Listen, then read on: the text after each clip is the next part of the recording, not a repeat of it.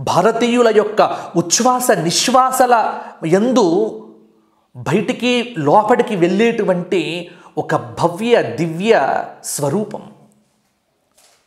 రాముడు లేకపోతే ఈ దేశము లేదు.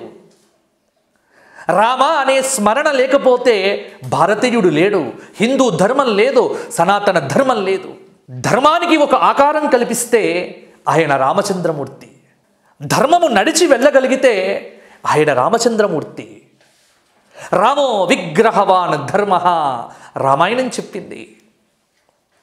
మూర్తిభవించినటువంటి ధర్మస్వరూపం రామచంద్రమూర్తి.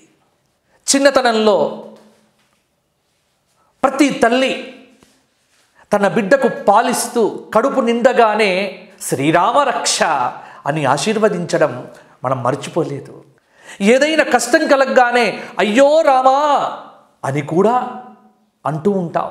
అద్భుతంగా పరిపాలన కొనసాగితే ఆహా రామరాజ్యంలో బతుకుతున్నామే.